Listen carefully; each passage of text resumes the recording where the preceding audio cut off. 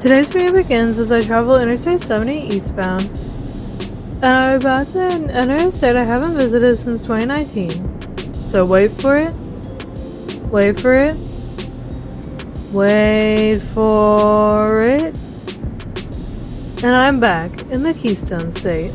Welcome to Pennsylvania. I'm starting a 4-day series where I travel across Pennsylvania.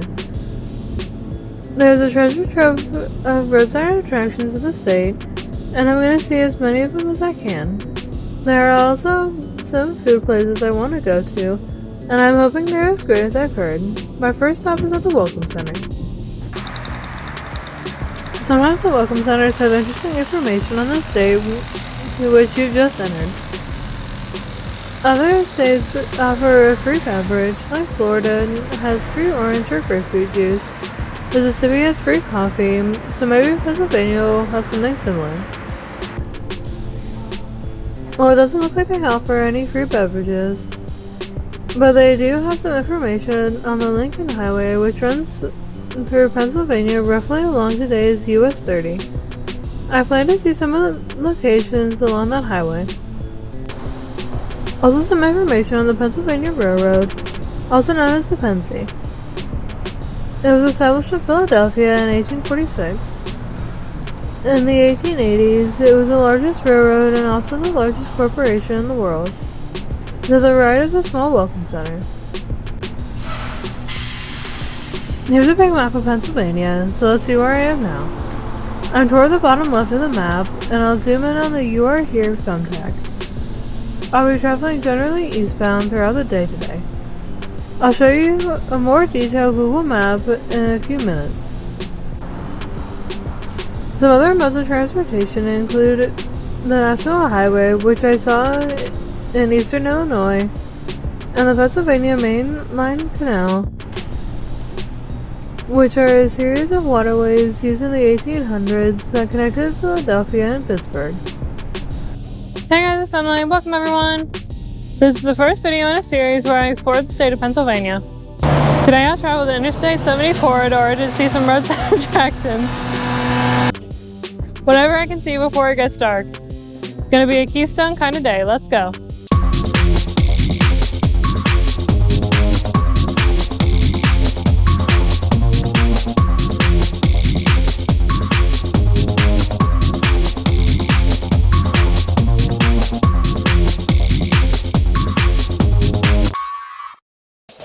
Let's check out a Google map of Pennsylvania to see where I'll be going this afternoon.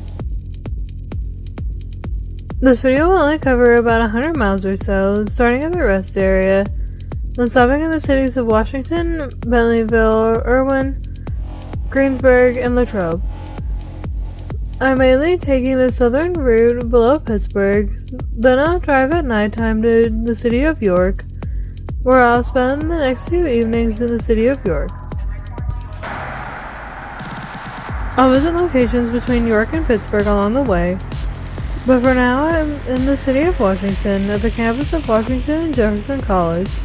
This liberal arts school was established as 3 log cabin colleges in 1781 by clergymen that graduated from what is now Princeton University.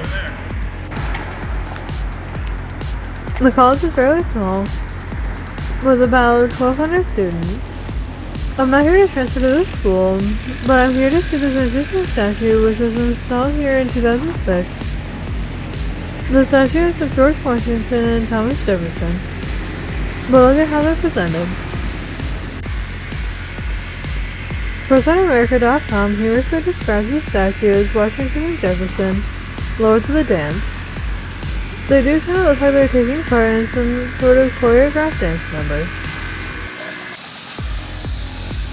This marker down here says, "At Washington and Jefferson College, we acknowledge our indebtedness to George Washington and Thomas Jefferson for their leadership in founding a nation dedicated to freedom, equality, and unalienable rights. Yet we recognize as slaveholders, they've failed to fully embody those principles." Ohio sculptor Alan Cottrell created this. If you remember, he has a studio in nearby Zanesville, Ohio. and he has several dozen sculptures on the sidewalk leading to that studio. I visited that studio in early September 2023, so please check out that video. There are many small colleges around the Pittsburgh area, and this one is very beautiful. Look at the building in front of me, and the gate on the lower right. I've traveled a little east along Interstate 70 to my next stop in the city of Bentleyville. I'm trying to knock out as much as I can before the sun goes down. I'm at this Best Western, not to check in for the night, but I'm here to see this big fellow over here. He must be guarding the hotel. This guy's named Big Jim. A welder named James Krutz spent over a year putting together this 20-foot tall, 7,000-pound gunslinger, and he installed it at his welding shop in 1978. How did this end up here? Krutz created Big Jim as an homage to recognize the cowboys of the Old West and their contributions to American history. You'd expect to see something like this in Texas, not Pennsylvania. This marker mentions the material to make Big Jim was recycled in antique steel parts, and it looks like he was placed here in the dedication ceremony on June 9, 2007. But Big Jim stood at Krutz's shop long after not only James Krutz died, but also his son James Jr. James's granddaughters put Big Jim up for auction on eBay, and the owner of this hotel, Kamlesh Gosai, purchased the sculpture. So now I see it, a Western guy standing guard at a Best Western. That's pretty clever. This is a nice looking hotel also. Look at the plaque that says Big Jim, made to resemble bullet holes. There is so much attention to detail. Look at his chaps, the belt, the vest. No wonder why it took a year to create. Also of note, Big Jim is painted a tan orange color, which I think prevents rust. He has an actual horseshoe for a belt buckle, and he faces due west. Check him out. He's at the Best Western, exit 32B off Interstate 70. Very cool if you like big guy sculptures.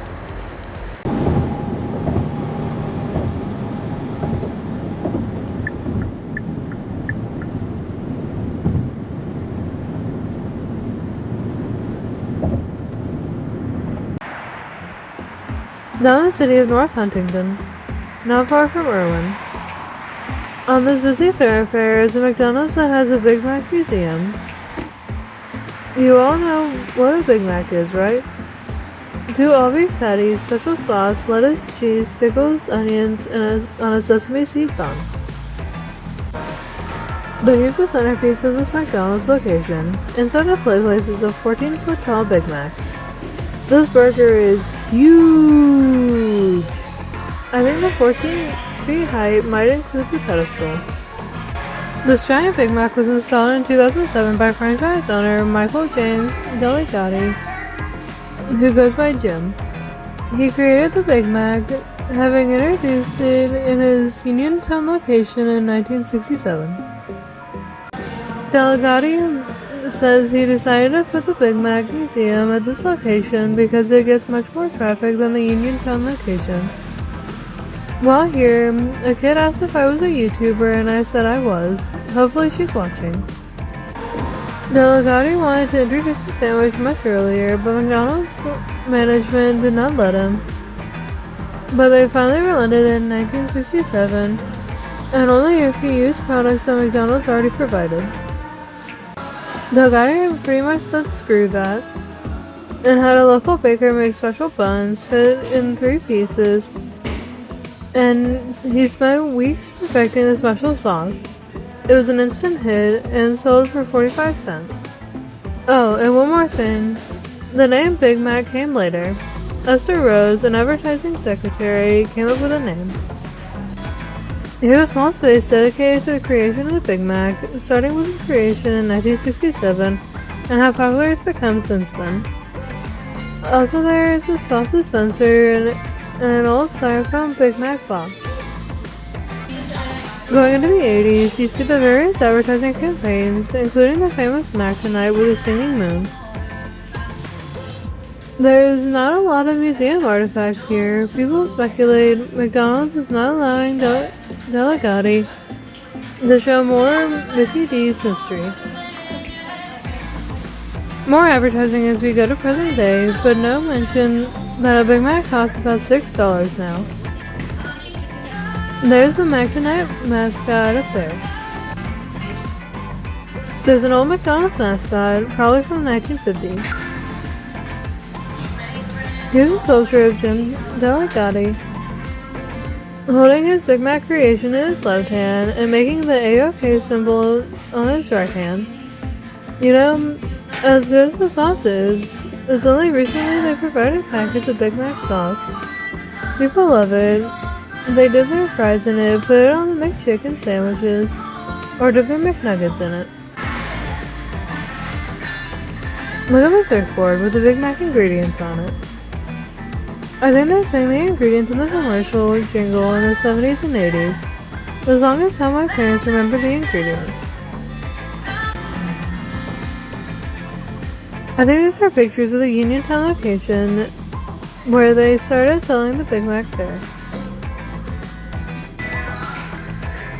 Just as I was about to leave, I see this display, not just of what looks like an auto racing driver, but on the top shelf, this looks like the toaster that toasted all 3 slices of Big Mac bun at once. Do they even toast the buns anymore? This was a good stop, and the workers were very friendly. I didn't order a Big Mac, but I did get some drinks and thanked them for letting me film inside. Alright, let's move on. Not far from the McDonald's in the city of Irwin is Bush Creek Cemetery. This cemetery was established in 1782 and incorporated in 1874. I'm not sure what the difference is between established and incorporated. This is the first of 2 cemeteries I'll visit today. However, this one has a gravesite that is very peculiar. This is the final resting place of George Swanson. He was cremated and his ashes were placed in an urn, but that's not the only thing buried in this plot. Notice above his name on the grave marker is a car, more specifically a Corvette.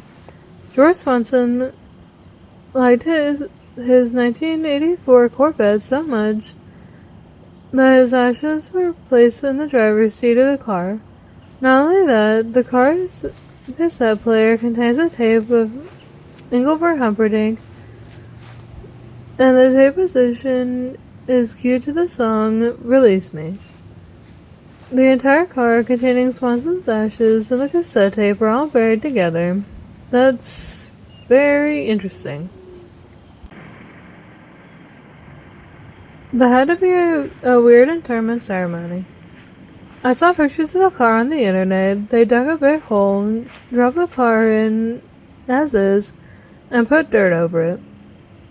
This appears to be a very large gravesite. Plus there looks like space for a 3rd person. So where does Caroline go when she passes away? Jokes aside, he served his country as a sergeant at World War II, and you know what? This is awesome. Why live this world in a boring way? In the city of Greensburg, it has a population of about 15,000 people, and this is the home of the Golden Lion. Let's see a couple of roadside attractions. And I've headed to Lugness Tire and Auto Service. This serves all your automotive needs like oil change, brake service, engine tune-ups, tires, and alignments. But this auto service center has something special out front. They have a Paul Bunyan Muffler Man, but this one just recently had its head reattached. But wait, there's more. This Muffler Man had no head for 14 years. This Muffler Man was decorated as the Pittsburgh Steelers football player. On Mother's Day 2009, a bad storm came through and took off his head. The head had a giant hole in it.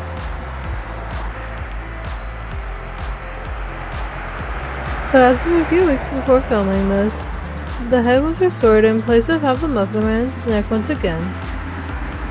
Zooming in, you can see the neck repairs.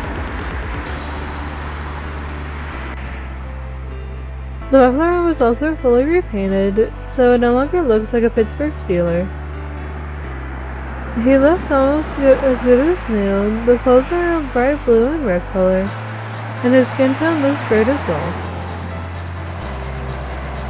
The owner of the auto shop, Brian Bogman, probably got tired of people asking where the head was. Bogman pretty much said, yeah, it's in the back of the store. So I guess 14 years was long enough, so Bogman worked with retired artist Raphael Pantalon to reconstruct the head. Pantalon said he has done many different types of artwork in all 7 continents, and restoring a Muff Man is another accomplishment in his career. There's a lot of Muff Man fanatics that are very excited to see this Muff Man restored with his head reattached. Alright, moving on. Now I'm at Stone & Company. It's a builder supply store about a mile east of downtown Greensburg. They appear to sell many types of block, stone, concrete, and similar products, as well as tools needed for installation. I'm not here to get materials for a home improvement project. I'm here to see this Optimus Prime metal sculpture atop of the Stone & Company sign. This Optimus Prime was purchased at an art gallery in Las Vegas and shipped here in 2017. There's no meaning except one of the owners really liked it, so he bought it. It is 10 feet tall and it stands on a 4-foot tall pedestal. The statue also has red eyes that glow at night. It has to look threatening to motorists driving by after dark. This isn't the only unique statue in front of the Stone & Company location. In front of their Morganton, West Virginia location is a marble lion, and at the company's lodge in the city of Acme is a replica of the Predator movie character. The owner says that sculptures bring in business. There's a similar marketing tactic used by the small auto parts chain in Stillwater, Oklahoma. They also have Transformers outside their stores, and that owner also says it brings in business. The same thing with other places that use pink elephants and Muff Man. Maybe I have a college marketing class I can write about this topic.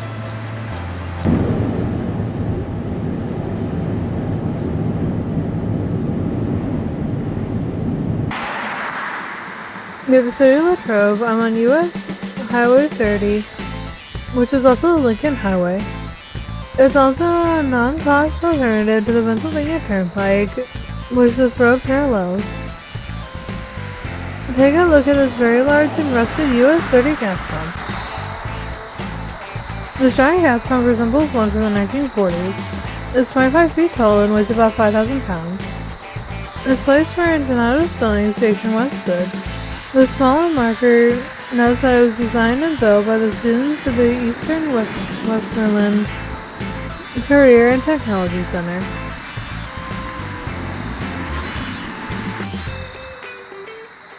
This big pump is part of the Lincoln Highway Heritage Corridor's Roadside Giants project and was dedicated in 2010, about 5 miles east of where it stands today. When they built the attraction called the Lincoln Highway Experience at the location where I am now, they moved the pump to stand next to the attraction. This is the largest museum in the United States dedicated to the first coast-to-coast highway. The Lincoln Highway ran from San Francisco, where Lincoln Park is today, to New York City, where the Lincoln Tunnel travels under the Hudson River into Manhattan. You can get a slice of pie and a cup of coffee at this attraction.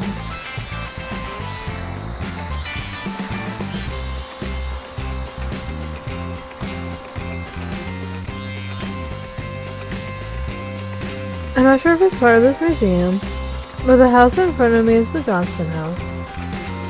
This house was the boyhood home of Pennsylvania Governor William F. Johnston, who was born near here in 1808. This marker says this was once known as the Johnston House and is considered a fine example of a colonial-style house.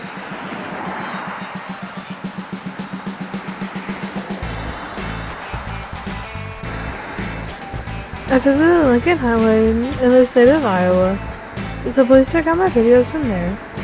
As for now, I'll head to my next destination.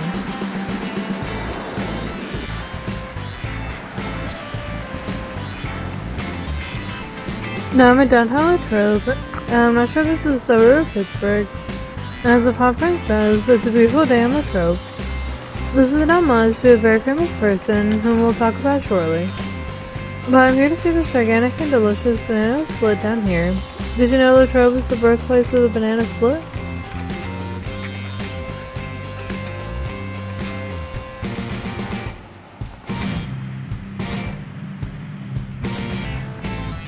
The sculpture, I think, is the world's largest banana split. It's probably about 4 feet tall, and you can't miss it from the road. This marker says Promises David Strickler created the banana split in 1904. Apparently bananas were not a common fruit in the US until the late 1800s. Strickler also designed the boat-shaped glass dish. Today the banana split is a common dessert. It's a banana cut lengthwise with 3 scoops of ice cream, usually chocolate, vanilla, and strawberry, all drizzled with chocolate sauce and topped with whipped cream and a maraschino cherry. This bench is to memorialize Thomas Lazarchik, who bought the drugstore and owned it from 1965 until 2000. Fun fact, the state of Pennsylvania designated the banana split as the official state dessert. Every August, the city of Latrobe holds an annual Great American Banana Split celebration. Some fun events include the 5K Banana Run, Cornhole Toss, a car show, and Neighbor 2024, a banana eating contest. The person who eats the most bananas will win either a prize or maybe just bragging rights. They also have a yellow tie gala, lots of entertainment and other food besides bananas. This looks like a lot of fun, except it's in the hot month of August.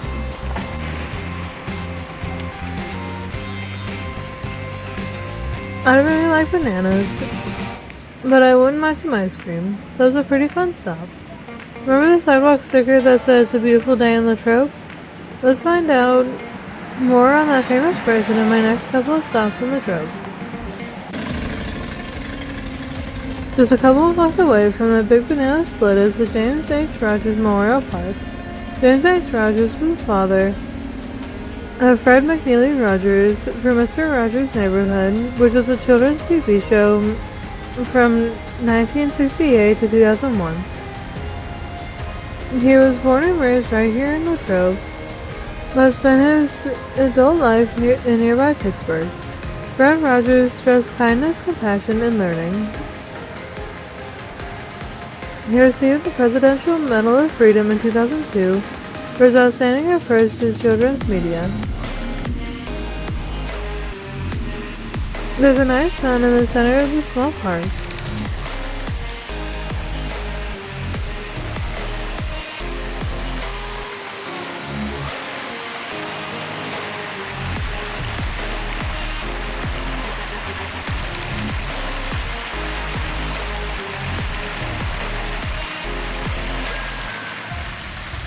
And I found a nice bench to sit down next to a certain someone.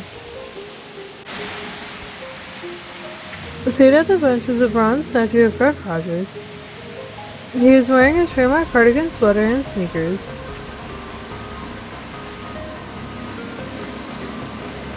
On the ground next to the bench, the words "You are special," which is how Fred Rogers thought of everyone, that they are special.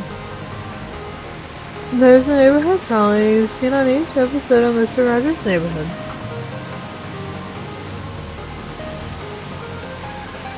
I've never seen the show, but I'm sure for Generation X and Boomers, or maybe older than that, they probably think back to this song. It's a beautiful day in the neighborhood.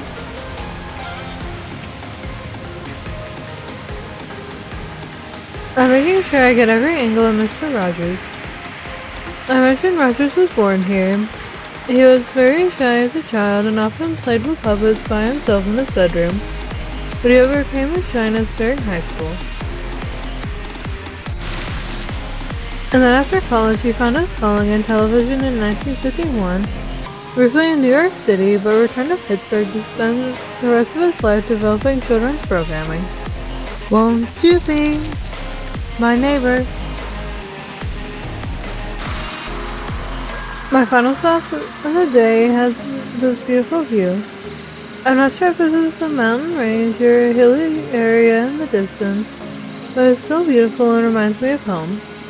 I'm just outside the city of Latrobe at Unity Cemetery. Fred Rogers passed away on February 27, 2003 at the age of 74, and he's laid to rest here. This is one of the oldest cemeteries in western Pennsylvania. The land grant was signed by William Penn's grandson, John Penn, on March 1st, 1774. The cemetery is also very large, spanning over 234 acres. Literally on the yellow brick road is this mausoleum where Fred Rogers, his wife Joanne, his parents, and other family members are interred. From time to time, people leave notes of gratitude or appreciation on the door. I didn't read this note. There he is, on the left side. Fred McNeely Rogers, born March 20th, 1928, and passed away on February 27, 2003. His wife Joanne passed away in 2021. She is across from Fred on the bottom right. I think that closer to the stained glass window on the left are Fred Rogers' parents. I can't really tell from here. Fred Rogers maintained a weight of 143 pounds for the last 30 years of his life. In an episode of Mr. Rogers' Neighborhood, 143 means I love you. 1 letter for I, 4 letters for love, and 3 letters for you. 143 was commonly used as a pager message in the 1990s before cell phones.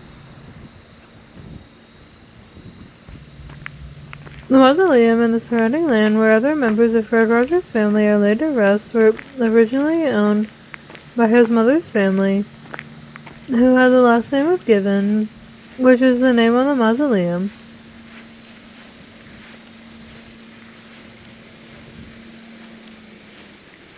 This would be his uncle and aunt. The Mr. Rogers' Neighborhood character Harriet Elizabeth Cow was named after his aunt.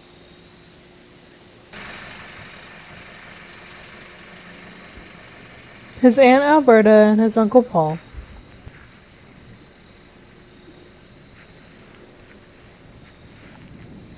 His grandparents James and Maud.